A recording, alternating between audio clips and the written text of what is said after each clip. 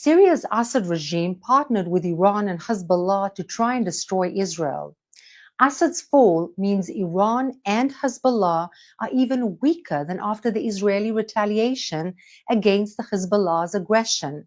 Now is the time to press the advantage against Iran's genocidal threats. You see, if we break it down, Assad allowed Iran's missiles to be delivered via his territory for Hezbollah to fire at Israel from Lebanon. Assad hosted Iran's Shiite militias in Syria. They also attacked Israel. Assad's downfall means it's far more difficult for Hezbollah to rearm.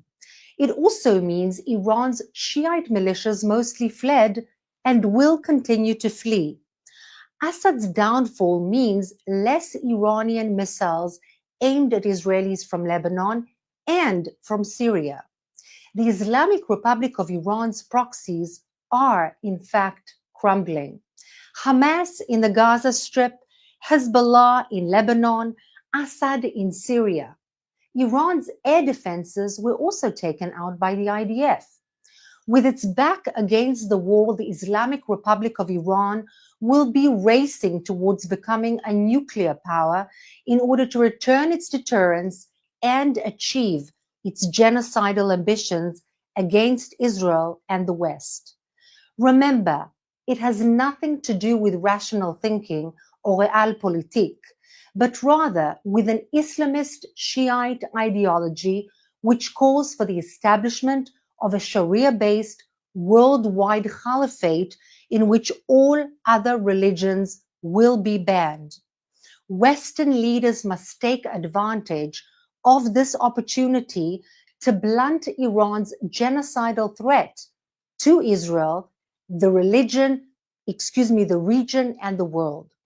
So now, what do you think will happen next in Syria?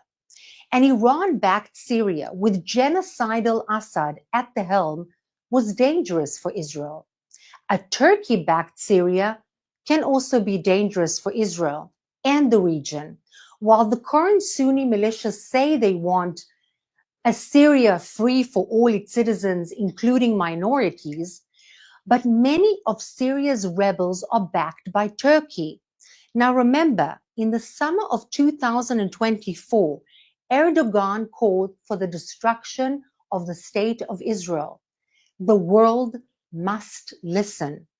Turkey's President Erdogan is a disciple of the Muslim Brotherhood. It can also be destabilizing for the region in general, including for Egypt, Jordan, the UAE, Saudi Arabia, and more. They all see the Muslim Brotherhood as a threat. Erdogan is also competing for leadership of Sunni Islam. Erdogan is joined with super wealthy Qatar in supporting Muslim Brotherhood ideology. Remember that Erdogan is also a NATO member with a very strong military. Qatar broadcasts Islamist ideology on its state TV, Al Jazeera, and has all the funding which Turkey lacks. Both Qatar and Erdogan's Turkey host Hamas leadership together. Now, let's take some questions from our audience watching live on social media. Thank you, Ruth. Our first question comes from Katie on Instagram. What is actually happening on Israel's border with Syria? Well, as I said, the rebels are not one of a kind. They're all different kinds of rebels grouped together against the Assad regime. Those that are closest to Israel's border seem to be more leaning towards the Free Syria rebels. There are some Druze also closest to the border. These are the kind of groups that are closest to the Israeli border, but not necessarily all of them.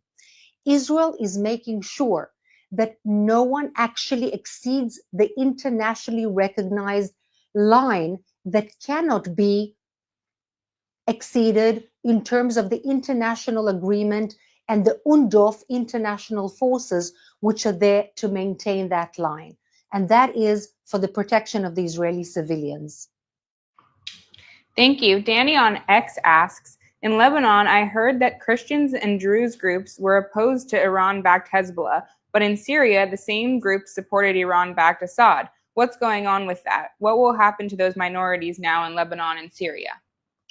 So this is a very good question. In general, minorities tend to stick to those who can actually protect them, in a manner of speaking, almost without a kind of a different route, a different opportunity. The Druze and other groups were actually leaning upon the Assad regime, not because they supported the Assad regime, but because they had no ability to protect themselves against invasions, against jihadists, and so on. In Lebanon, it was a little bit different because there was the Hezbollah that was against the Christians and against the Druze, and they co-opted together with the Palestinians at the time in order to really embark on a battle against the Christians and against the Druze. So that's what happens usually according to the circumstances. Now, the rebels are saying, at least declaratively, that they will protect all the minorities in Syria, that Syria is united for all the minorities, etc., and all of the Syrians will be freed together. We'll have to wait and see what will reality bring forward. Our next question is from Instagram. What can you tell us about Assad now? Did his plane crash? What happens next?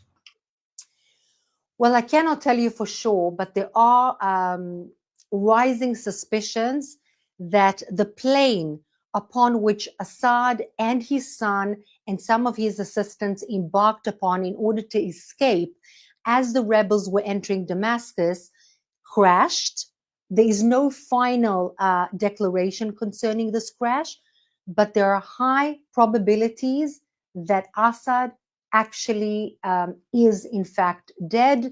Again, this is not consistent with 100% truth, but these are the probabilities.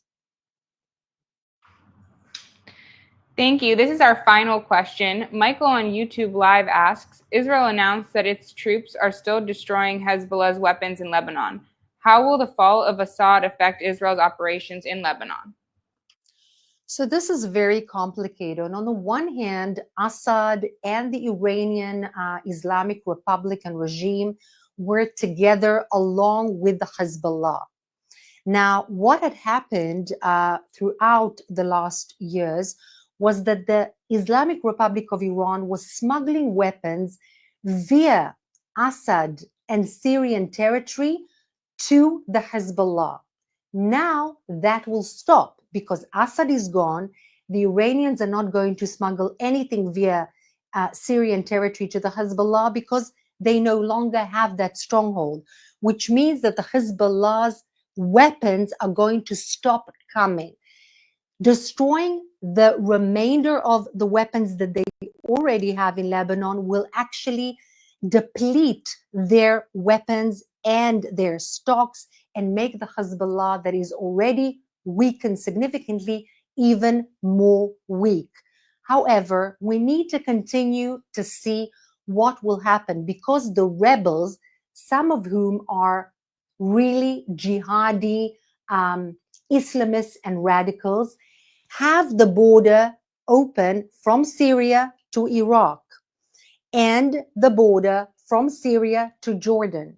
Now, we need to watch very carefully how everything plays out in Iraq and in Jordan, particularly in Jordan, because we don't want a kind of instigation of a Jordanian similar revolution with jihadis coming to power in Jordan itself, which has a very long border with Israel. So we need to keep our eyes open as to the developments at the moment. Sorry, we have another question. Do we have more questions from the audience?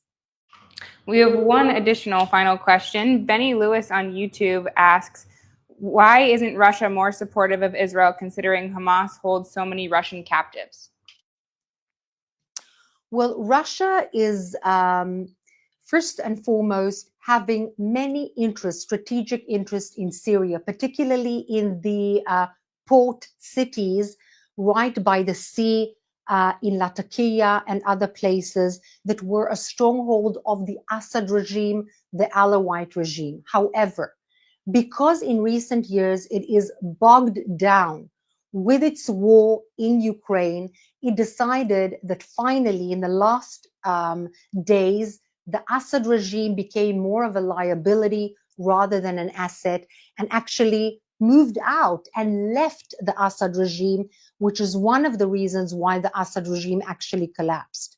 Why is it not supporting Israel? Well, Russia is largely against the West and the United States. It sees itself as a potential world leader as opposed to the United States. And Israel traditionally is with the United States, also supporting in a manner of speaking, not officially, not declaratively, and not de facto with the army, but in essence, in ethics, the Ukrainian effort.